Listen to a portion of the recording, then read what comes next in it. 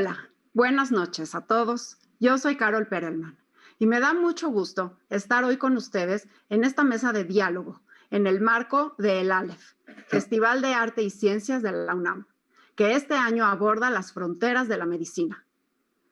Hace justamente una semana, en la mesa de diálogo que sostuvo Pepe Gordon con sus distinguidos invitados, se habló sobre la historia de las vacunas, sus características y las excelentes alternativas que tenemos ya disponibles hoy frente a la pandemia de COVID-19. Y claro que es necesario tener esas vacunas que han mostrado ser seguras y eficaces. Sin embargo, realmente el éxito de las vacunas está en aplicarlas, en lograr el proceso de vacunación. Históricamente, hemos sido testigos de cómo la vacunación es, después del acceso al agua potable, la mejor estrategia de salud pública para controlar, eliminar, como se ha hecho en campañas coordinadas contra la polio, e incluso erradicar enfermedades infecciosas con ejemplos como la viruela. Hoy platicaremos precisamente sobre este gran reto, sobre la vacunación, sobre la aplicación de la vacuna contra COVID-19 en México. Y para ello, tengo el honor de contar con la presencia de la doctora Esther Orozco, bióloga e investigadora emérita del CIMBESTAB, coordinadora del Grupo Técnico Científico que representa a México ante la Coalición para las Innovaciones de Preparación para Epidemias, CEPI, y a quien actualmente encabeza el grupo de 19 expertos mexicanos en busca de soluciones a la pandemia de COVID-19. ¿Cómo estás, Esther? Y contamos también... Buenas noches. Buenas noches. Buenas noches, Esther. Y contamos también con la presencia del doctor David Kersenovich, médico y doctor en medicina por la Universidad de Londres, quien fue secretario del Consejo de Salubridad General hasta 2012 y quien desde entonces es el director general del Instituto Nacional de Ciencias Médicas y Nutrición, Salvador Subirán. David, qué gusto. Y comenzamos contigo, con que nos platiques sobre la Política Nacional de Vacunación en México, sobre la estrategia para lograr vacunas en los brazos de los mexicanos. Adelante. Gracias, Carol, y gracias por la invitación y estar aquí con Esther también compartiendo este espacio. Déjame ir, dado que escucho que ya trataron la historia de las vacunas, entrar directamente a la pregunta que me haces, que es el programa o cómo se publicó Política Nacional de Vacunación. Lo primero que quiero destacar es que existe una estrategia y en todo esto de las vacunas, pues puede haber distintas estrategias dependiendo de las condiciones de cada país. Lo importante es que México tiene una política pública de vacunación que podremos decir ventajas, desventajas, etcétera, pero por lo menos existe un programa en el cual se pueden apegar. Ahora, este programa toma en cuenta las distintas opiniones que han ocurrido en organismos internacionales en lo que tiene que ver con la vacunación y considera fundamentalmente 4 ejes. 1, considera la edad de las personas y así hemos visto cómo pues, se ha vacunado fundamentalmente a personas de tercera edad hasta este momento. El otro eje que considera muy importante es el de las comorbilidades, es decir, las personas que tienen factores de riesgo como obesidad, diabetes, etcétera, hipertensión. Y no lo estoy poniendo en orden todavía, pero eso es lo que considera edad, considera comorbilidades, luego considera grupos de riesgo de protección prioritaria, como puede ser el personal de salud, que finalmente es el primer grupo que se decidió vacunar en México. Y el cuarto punto que es importante tener en cuenta es el comportamiento mismo de la pandemia, porque la pandemia, es muy importante decirlo, no se ha ido.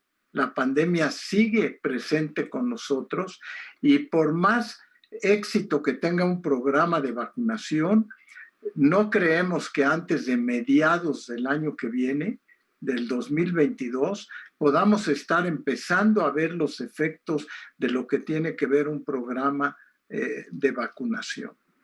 Entonces, habiéndote mencionado estos aspectos, México decidió ir primero por el personal de salud, luego por la edad de los pacientes y finalmente vendrá probablemente el de comorbilidades. Ahora, es un programa que evidentemente va a ser flexible y depende entonces de la disposición de las vacunas. Y como tú bien mencionaste, ahora hay una gran cantidad de vacunas y además es sorprendente que en un periodo tan corto de tiempo como un espacio de un año tengamos una cantidad tan importante de vacunas. Es tan serio que si la pandemia empezó en diciembre, en enero en nuestro país, en febrero, para el mes de marzo había ya 25 compañías que habían registrado la producción de vacunas. Actualmente hay más de 200 registradas y probablemente Esther nos diga que existen otras 100 o 200 vacunas que vienen en desarrollo. Entonces, uno es la política de vacunación, el otro es la disposición de vacunas. Y como hay vacunas que requieren 2 dosis, pues tratar de que reciban las mismas 2 dosis las mismas personas que se vacunan. Y conforme aparezcan las vacunas de una dosis, estudiar en qué población. Entonces, el programa de México se diseñó de 3 escenarios distintos. ¿Qué hacer si hay 25 millones de personas que pueden ser vacunadas? ¿Qué hacer si ese número aumenta a 50 en disposición de vacunas?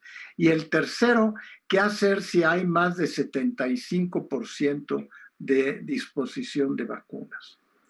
El otro hecho importante es que se pretende que el 70% de la población esté vacunada antes de que tengamos el fenómeno de inmunidad de rebaño. Entonces, ese es otro hecho que juega en el Programa Nacional de Vacunación en forma significativa. Me gustaría aclarar aquí de una vez de entrada que las vacunas se han probado fundamentalmente en personas mayores de 16 años de edad, de tal manera que cuando hablamos de un programa nacional de vacunación, tenemos que eliminar a todas las personas que tienen menos de 16 años, dentro de los 120 y tantos millones que somos, hasta que no haya estudios que demuestren la eficacia y la seguridad en ese tipo de población. Y aquí, Carol, es muy importante mencionar y recordar que las vacunas se aplican en personas sanas, no se aplican en personas enfermas. Se pueden aplicar con comorbilidades, sí, pero en general una vacuna es para una persona sana, no para una persona enferma. Y por lo tanto, la seguridad y la eficacia son 2 aspectos importantes de la vacuna. Y sí quisiera aprovechar y dejar el mensaje de que la gente vacunada no está necesariamente ya libre del riesgo de tener una infección y que van a transcurrir, cuando menos, y hablaremos de eso más adelante, un año de vigilancia para saber que no tengamos efectos secundarios. Normalmente eso tomaba 2 a 4 años antes de liberar una vacuna. Actualmente las vacunas se liberan con un permiso de emergencia ante el riesgo que tiene la pandemia. Esa sería, yo creo, a manera de introducción a algunos conceptos en relación al Programa Nacional de Vacunación.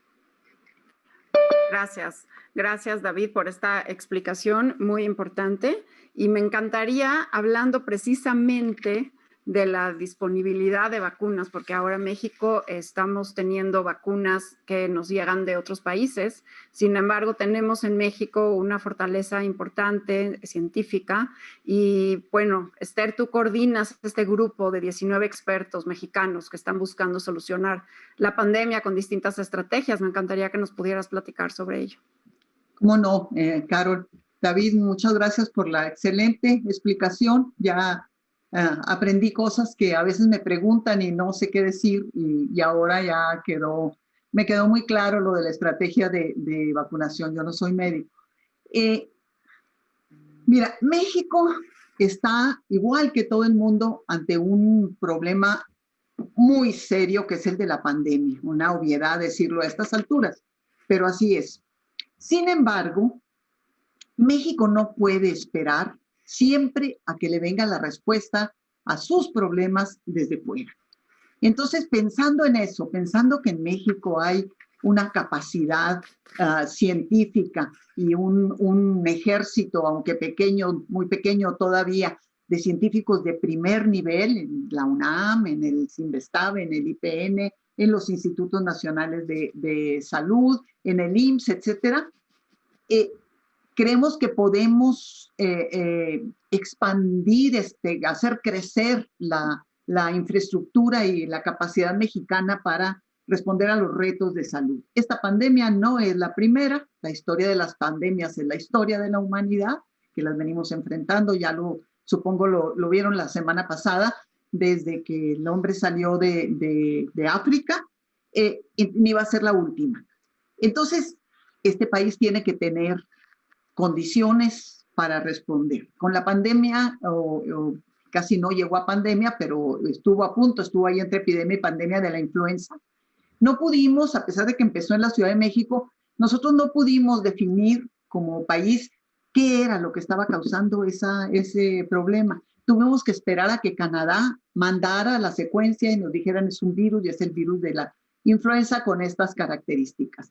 Esta vez sí, esta vez la UNAM respondió rápidamente secuenciando al coronavirus, al SARS-CoV-2 que estaba causando la pandemia en México. Y la próxima vez yo estoy convencida de que tendremos esta plataforma que necesitamos para dar una respuesta rápida.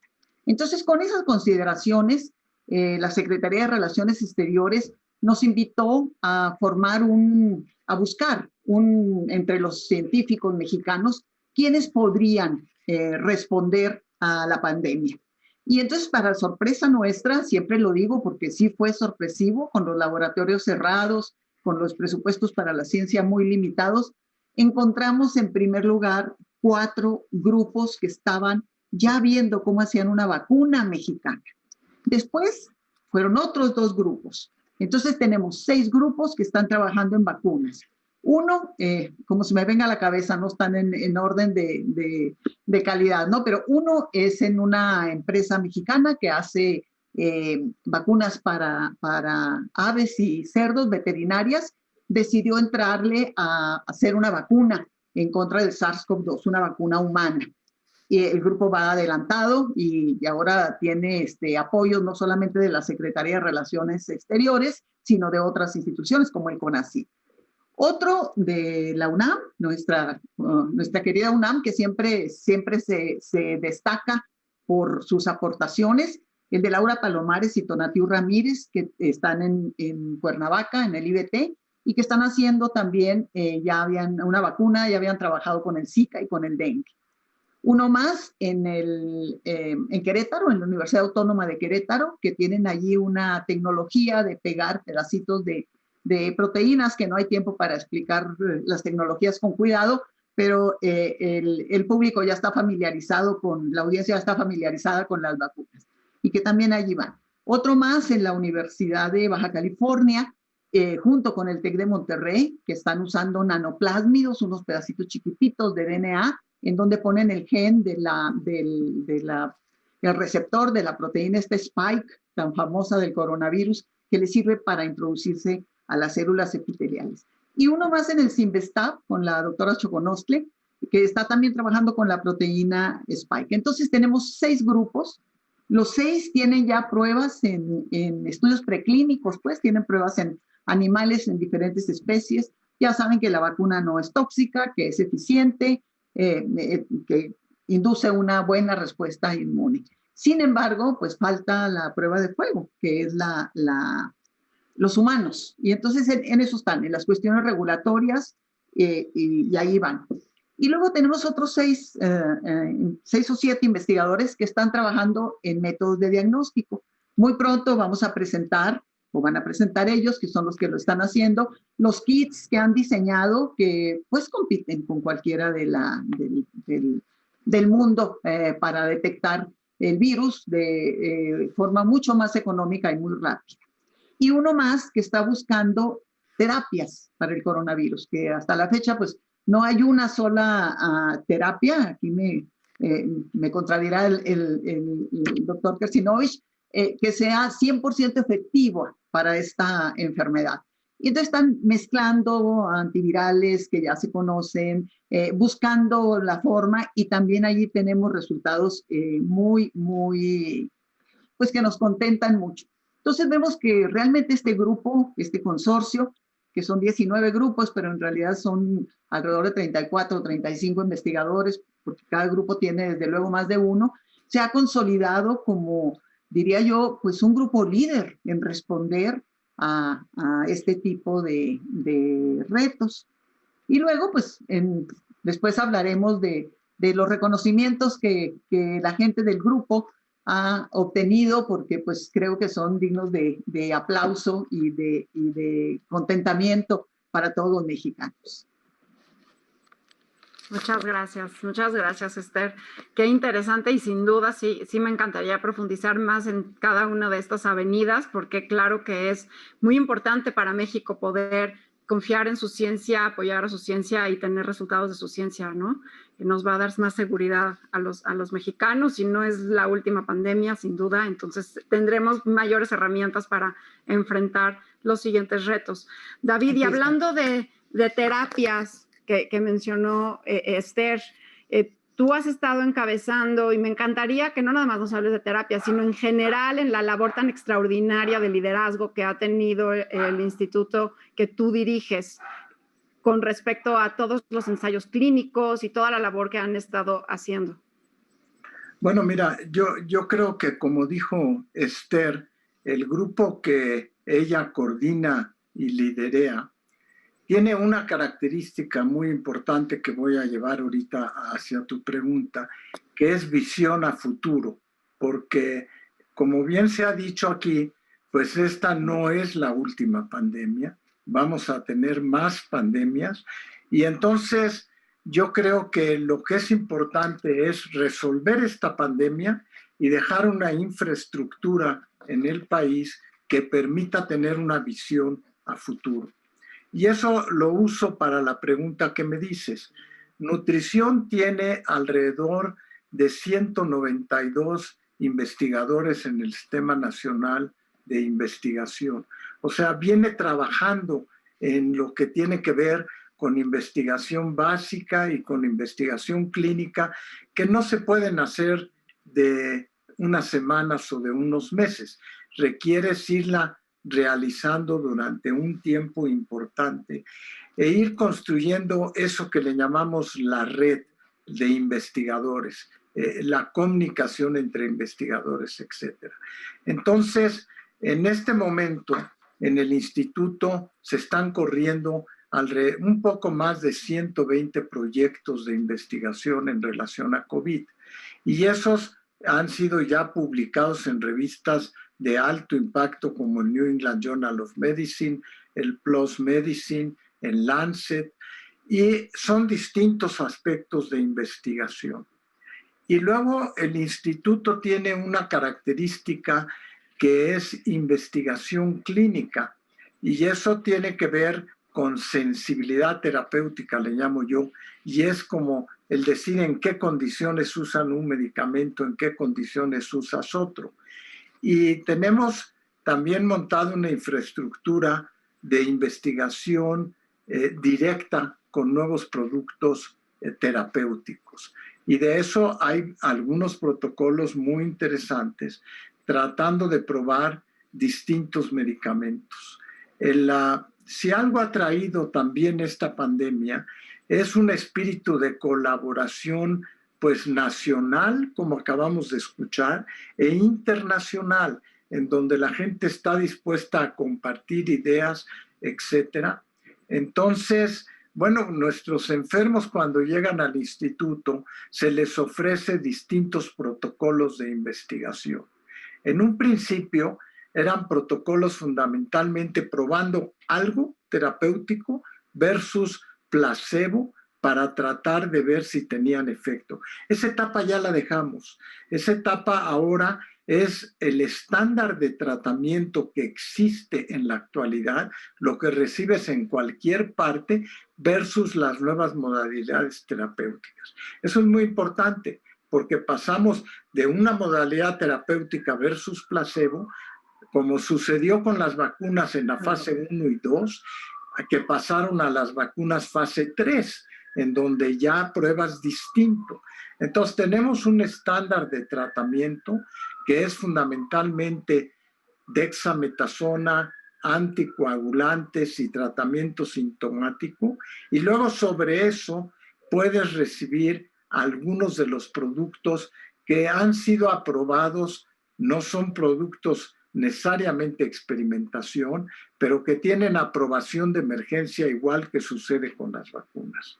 Entonces, yo creo que tenemos, para controlar esta pandemia, es muy importante, además de las medidas de cuidado general, la sana distancia, que son vitales, el cubrebocas, etcétera, tenemos por un lado las vacunas y por otro las intervenciones terapéuticas. Así como sucedió, por ejemplo, con la influenza, en donde tenemos la vacuna y tenemos el oseltamivir. Entonces, yo espero que para, como dije, el año que viene, tengamos vacunas y tengamos tratamientos que le podamos dar a los pacientes en el momento que salgan positivos y que evitemos toda la secuencia, el deterioro que produce el virus en el organismo. Muy, muy importante, David, muy importante. Los tratamientos son como los dos frentes, ¿no? Tener los tratamientos para aquellos que se contagian, que se enferman de COVID-19 y por otro lado también prevenir esta enfermedad con las vacunas. Esther, me encantaría que nos platicaras. Hay una pregunta aquí del público que dice que si la vacuna se refiere únicamente al grupo de investigadores, porque son mexicanos, o si se refiere a las características de la población que toman en cuenta para su elaboración. Y me gustaría que aprovecharas para que nos cuentes de este reconocimiento. Con mucho gusto.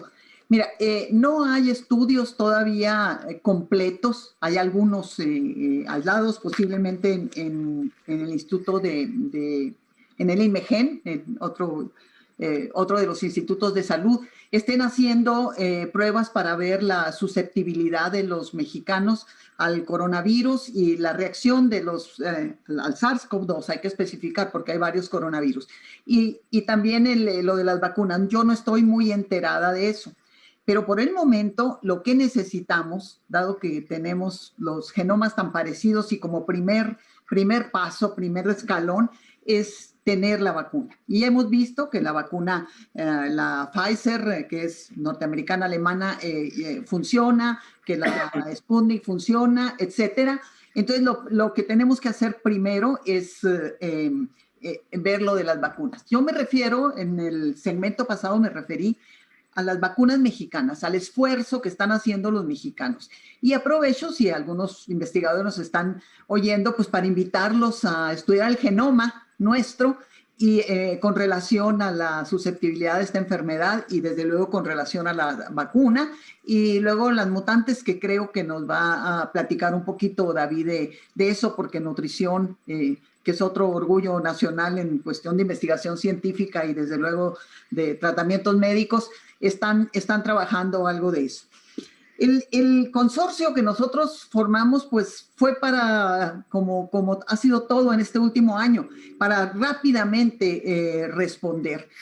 y nos acercamos, como lo dijiste al principio, a la CEPI, atendimos a las convocatorias de la CEPI y ayer tuvimos el gusto de saber que la CEPI otorgó a la UNAM, son varias facultades, el IBT, la Facultad de Química, la Facultad de Veterinaria, coordinadas por el doctor William Lee y varias personas trabajando en eso, les otorgó un donativo de casi $1 millón, no llega al millón, pero casi $1 millón, para que hagan un laboratorio, una especie de laboratorio de referencia para evaluar las vacunas y la respuesta de la gente a esas vacunas. Hay solamente 8 o 10 laboratorios de ese tipo en el mundo, tienen que tener una alta calidad, están altamente vigilados y tienen que hacer las cosas con las mejores prácticas y entonces estamos muy orgullosos. Nosotros como consorcio pusimos poco, pero tanto Laura Palomares como Tonatiuh Ramírez son miembros de este consorcio y nos sentimos, su triunfo lo sentimos nuestro. Entonces salió un comunicado conjunto de la UNAM y de la Secretaría de Relaciones Exteriores como digamos, el primer fruto de este esfuerzo enorme de tantas personas y tantos grupos de investigación. Pero además yo quiero agregar con relación a lo que David dijo muy bien, esta pandemia nos ha permitido establecer una red de colaboraciones. Por eso le pusimos consorcio a este grupo, porque yo busqué la traducción de network y me parecía que red no daba completamente y que quedaba mejor consorcio. Ha permitido, por ejemplo, que la Facultad de Química interaccione con la Universidad Autónoma de San Luis Potosí. Ya tenían antes relación, pero ahora ya de manera concreta en un proyecto para atacar la COVID-19 y al virus, desde luego, ¿no? Que el CIMBESTAB interaccione con el IMSS, que el Politécnico esté en contacto con el Instituto Nacional de Nutrición para probar los kits de diagnóstico que se han hecho. Entonces nos está mostrando cómo las interacciones entre los grupos de investigación y cómo la generosidad de compartir lo que tenemos con los otros para alcanzar una meta de más alta, de mayores objetivos, es el camino que tenemos que seguir en este país y en nuestra América Latina. Tuvimos una reunión con los argentinos hace unos días también de la Secretaría de Relaciones Exteriores, la CELAC que coordina Efraín Guadarrama, y entonces platicamos lo que ellos hacen y lo que estamos haciendo en el consorcio. Y pensamos que este consorcio podría ampliarse a un consorcio latinoamericano, o latinoamericano y del Caribe, donde se sumen los esfuerzos que está haciendo Argentina, Chile, Perú, Brasil, si se puede por las condiciones políticas, pero es posible que sí, Cuba, y que entonces nos ayudemos unos a otros, que si unos tienen muy buenas instalaciones de laboratorios de alta seguridad, pues se permita que los usemos si nosotros no los tenemos, y muchísimas cosas. Si alguien es capaz de purificar una proteína, un antígeno, el antígeno del virus para usarlo como vacuna, porque tiene toda la infraestructura y toda la capacidad técnica, pues que colabore con otro país y se haga. Entonces, realmente yo estoy muy entusiasmada y creo que mi entusiasmo se comparte con muchos investigadores, incluyendo con la gente de la Secretaría de Relaciones Exteriores, porque estamos viendo que el trabajo conjunto da resultados. Y entonces, pues ojalá que podamos trabajar más juntas los mexicanos, los grupos mexicanos, un sueño guajiro, ¿verdad? Pero a lo mejor se puede y seguro que vamos a alcanzar las metas que nos propongamos. Pues espero sí, porque sería fortalecer obviamente toda la región.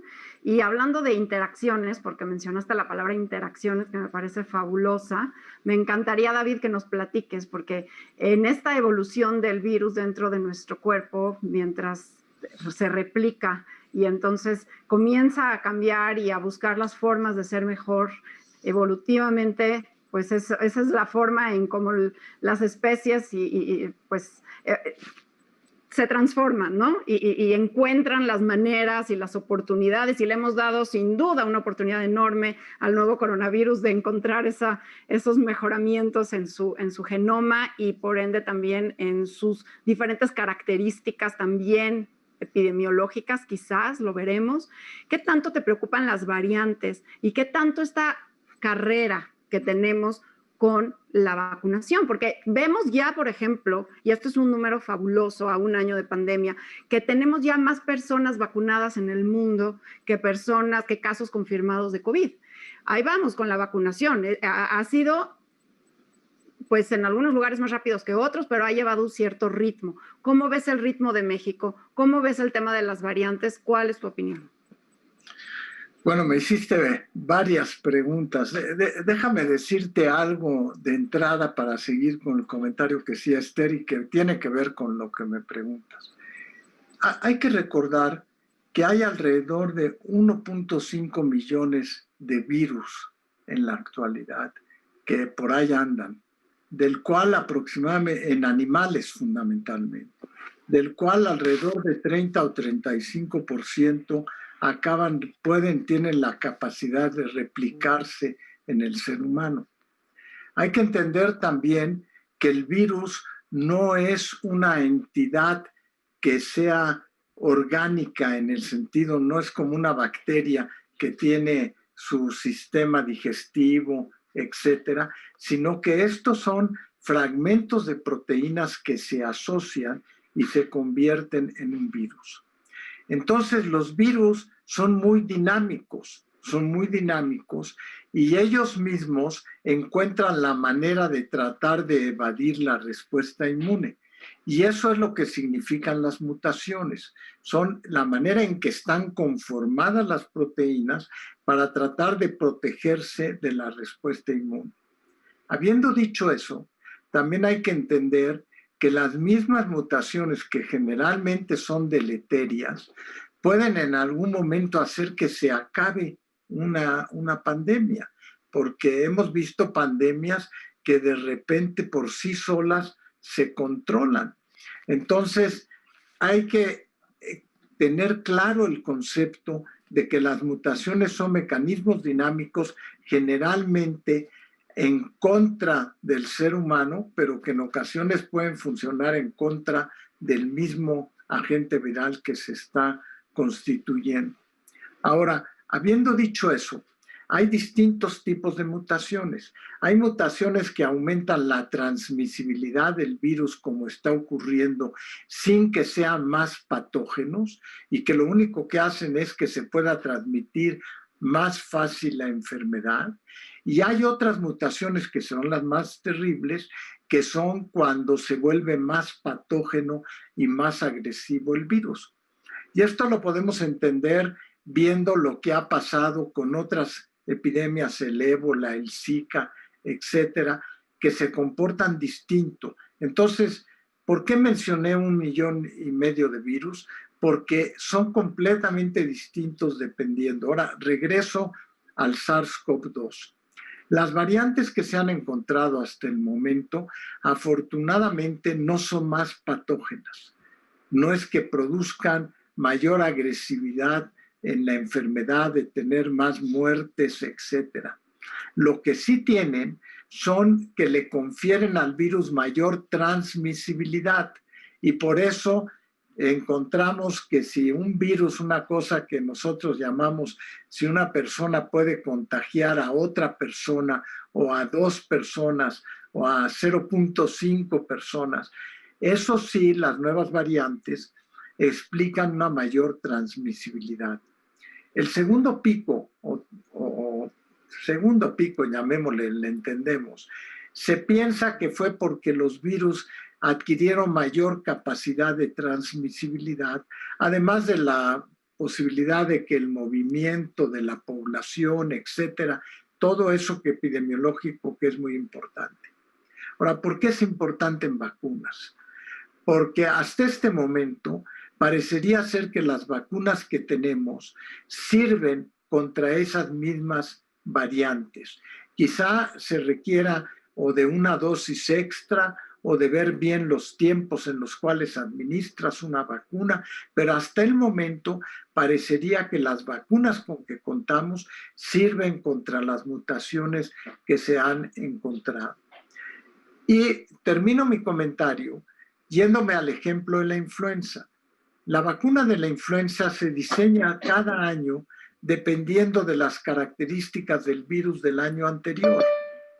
Y no es lo mismo la vacuna que te pones este año que la que te pusiste hace 2 años o hace 3 años. Entonces, seguramente lo que vamos a ver en un futuro inmediato es que vamos a tener modificaciones en la vacuna con los mismos principios que tenemos, pero con modificaciones que sirvan para atacar esas variantes. Termino con un último comentario, y es: las medidas de higiene general sigue siendo lo más útil. El lavarte las manos, el usar el cubrebocas, el tener la sana distancia, sigue siendo probablemente la medida preventiva de mayor impacto que tenemos hasta el momento, hasta que las vacunas demuestren su impacto y demuestren también la capacidad de adaptarse a lo que son las mutaciones virales. Y eso es un mensaje muy importante, David, porque muchas personas creen que se vacunan y entonces ya, es un switch y es automático y entonces ya es la libertad total. Y creo que es un mensaje muy importante el que recalcas. El poder estar protegidos es fundamental, sin embargo, es también importante seguir con las medidas que conocemos que previenen la transmisión y que pueden bajar esta circulación viral que hasta ahora nos tienen aquí sobrevivientes de 1 año de pandemia a todos los que estamos, ¿no? Y entonces es esto, el refuerzo del cubrebocas, el refuerzo de estar en casa lo máximo que podamos, la sana distancia y el lavado de manos. Pero déjame comentar algo que no quiero que se me vaya. La vacuna tiene otro efecto que no se ha discutido mucho. A ver, cuéntame. Y es que ayuda a la salud mental. La gente cuando se vacuna, aunque se tiene que seguir cuidando, le produce una sensación como de alivio mental dentro de todo lo que trae esta pandemia. Y eso es excelente noticia, porque David, una de las epidemias concomitantes, quizás una sindemia, es la parte de salud mental que nos va a dejar esta pandemia, toda la angustia y todo lo que hemos estado viviendo, y la salud mental también es salud. Así que sin duda es importante que quien nos esté escuchando, cuando le toque vacunarse, sí se vacune, para también sentir eso que dices de una tranquilidad, una mayor tranquilidad, aunque sigamos cuidándonos hasta que esto vaya terminando. Esther, me encantaría, David habló de infraestructura, ¿no? Y de condiciones, y me encantaría que hablaras un poco más sobre eso, tú estás trabajando muy a fondo con los científicos en México, con la ciencia, con quienes están dándonos mayor conocimiento y al acervo mundial, no nada más mexicano, ¿no? ¿Cuáles son estas condiciones? ¿Cuál es esta infraestructura que requerimos, que evidentemente quizás no teníamos para inmediatamente tener una vacuna como lo lograron otros países, pero que sin duda requerimos para ser más robustos? Yo estoy convencida que lo que nos falta, lo que nos sobra en este país, o a lo mejor no nos sobra, pero lo que hay en suficiencia es capacidad y generosidad de los científicos para hacer las cosas. Pero lo que nos falta la infraestructura. Te pongo un ejemplo. Para derrotar al enemigo hay que conocerlo. Necesitamos conocer al virus, tenerlo a mano para poderlo estudiar. Pero para eso necesitamos todas las medidas de cuidado para que el virus no se nos escape, para que no contagie a nuestros investigadores, para que no nos vayamos a confundir con otro patógeno que llegue a donde estamos trabajando. Entonces, estos cuartos de seguridad que se llama BL3, los chinos tienen BL4 de a montón, no hay en el país. Son escasísimos, ahora se están construyendo. Cuando estuvimos en el Instituto de Ciencia y Tecnología, que entonces también Marcelo Ebrard era el jefe de gobierno, apoyamos a varios lugares para hacer laboratorios de seguridad, que estamos hablando de la influenza. Pero pues al cambio de régimen, estos laboratorios, excepto el de biomédicas de la UNAM, que se ha seguido nosotros pusimos la semilla, vaya, pero ellos lo han seguido construyendo, y el del Sinvestab. Los demás eran 6 y los demás se acabaron, no continuaron. Entonces, es muy importante que haya un espacio. Yo soy a favor de los espacios comunes. A mí me parece que los equipos grandes y los laboratorios costosos deben ser usados por todos los investigadores y no por un solo grupo. Entonces, yo creo que México necesita tener una especie de Birmex un poco diferente. O sea, Birmex era una gran institución que pues maquilaba y hacía vacunas para los niños en todo el país, pero que además tenga espacios para investigación. México no ha hecho una sola vacuna humana. Las ha elaborado después de que otros han dado la fórmula. Entonces necesitamos que haya un espacio para investigación, desde investigación básica. ¿Qué hacemos con el virus? ¿Cómo es? ¿Cómo vemos al virus mexicano? ¿Cómo se lo ponemos a los animalitos con toda seguridad? ¿Es el mismo que están viendo en Alemania, que están viendo en Suecia, etcétera? Entonces, esa infraestructura nos falta. Yo he dicho mucho y ahora lo reforcé con la plática con los argentinos, que América Latina, inclusive, diría yo, debiera tener un instituto como, se me ocurre, como el Howard Hughes Medical Institute de Estados Unidos, en donde vengan investigadores de diferentes partes del mundo, investigadores de primer nivel, a trabajar y que tengan, proveerlos de infraestructura también en sus instituciones para sumar. Nuestros países no tienen mucho dinero para poner los laboratorios que tiene Suiza o Suecia, pero yo creo que si nos juntamos, se pueden hacer las grandes cosas. Hoy presentaba uno de los investigadores que vimos, porque estamos con los miembros del consorcio discutiendo los proyectos paso a paso y día a día, con la idea, pues no de asesorarlos, porque ellos saben más que nosotros, sino de mantenerles el ánimo arriba y de ya que no tenemos mucho dinero, para ofrecerles, pues cuando menos, darles ánimo y entusiasmarlos a que sigan adelante. Y entonces nos enseñaba el kit diagnóstico que está haciendo. Y nos mostraba cómo puede hacer un kit diagnóstico que vale 20 veces menos que los que compramos en el exterior. Entonces, creo que tendría que haber eso en el país, por un lado. Y por otro lado, yo creo que es tiempo de que CONACYT abra, como se abría en otras ocasiones, convocatorias para infraestructura. Los laboratorios, cuando menos en los que yo conozco de cerca, tienen infraestructura de hace 10, 15 o 20 años, ¿no? Microscopios que ya son obsoletos, microscopios con focales que se les echó a perder un láser y que vale $1 millón y no lo pueden reponer. Entonces, creo que es importante que se abra una convocatoria para infraestructura que puede ser institucional.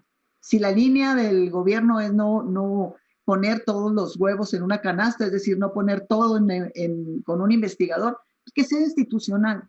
Nos hace falta infraestructura para llegar a las investigaciones de frontera y de lo último, pero para eso se necesita equipo y que podamos estar al tú por tú con otros países para poder hacer intercambios ventajosos.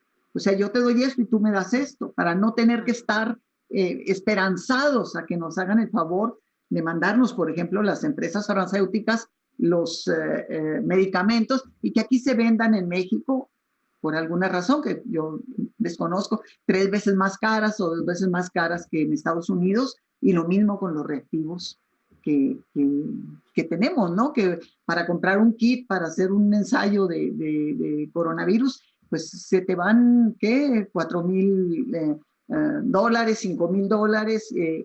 Entonces, no tenemos con qué trabajar, esa es la verdad. Estamos muy limitados de infraestructura y de dinero para trabajar, para contratar postdoc, jóvenes que han salido bien preparados de diferentes instituciones y que se tienen que ir a trabajar a Alemania o a Estados Unidos o a Canadá, porque aquí no hay manera de mantenerlos produciendo por 1 año o 2 años más cuando ya están a punto de dar sus mejores frutos.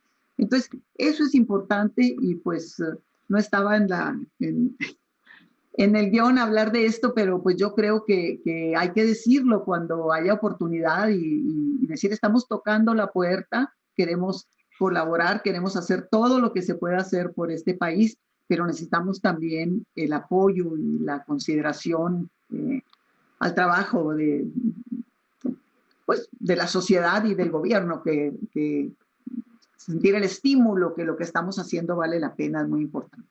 Claro, y además viendo que la ciencia sí da resultados, o sea, finalmente está ahí, ¿no? Lo estamos experimentando, estamos siendo testigos de que la ciencia cuando tiene las condiciones correctas, entonces da esos frutos que estamos viendo en beneficio de las sociedades. Y quizás yo agregaría al comentario, Esther, si me permites, que también robustecer la cadena completa, porque no es nada más los laboratorios donde están los científicos, sino también es la transferencia de esa tecnología, de ese conocimiento, para aplicarla y para hacer realmente una coordinación de la cadena completa para poder tener los productos finales listos mexicanos, con el sello de hecho en México, ¿no? Así es, Caro, necesitamos una alianza fuerte con las empresas nacionales o internacionales, que los investigadores se liguen a las empresas para que juntos podamos hacer las cosas. Yo, por ejemplo, yo no tengo capacidad para vender, no es mi para distribuir,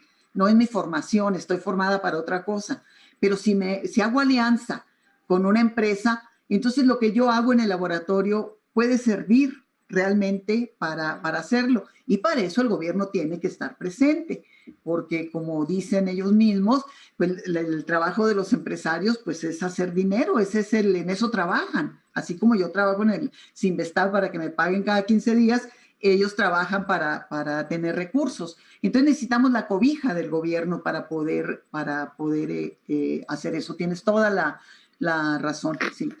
Y me gustaría, David, ya nos queda menos de tiempo, pero sí quiero que toquemos esta idea que es tan importante, que habla del ritmo, porque el ritmo de vacunación sí tiene un efecto en la curva.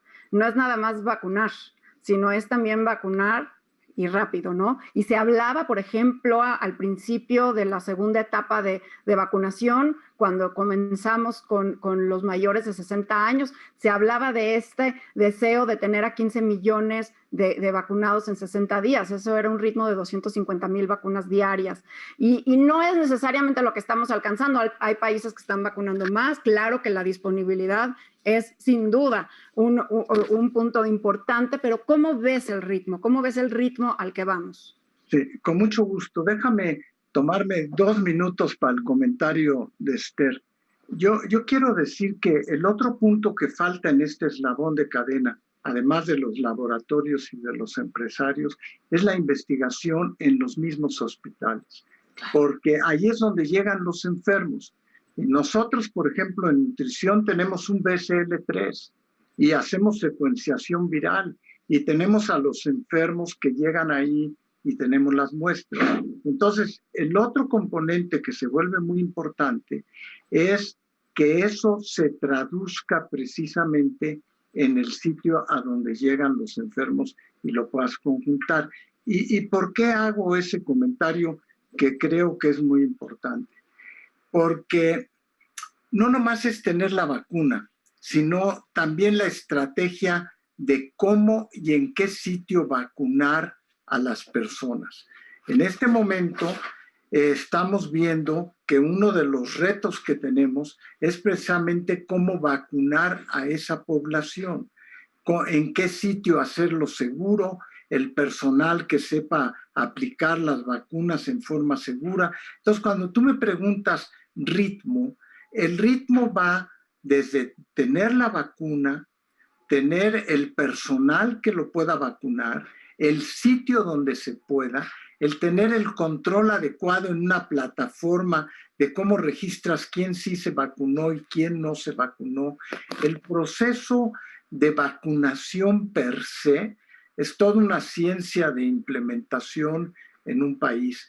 Y yo creo que nosotros estamos aprendiendo rápidamente.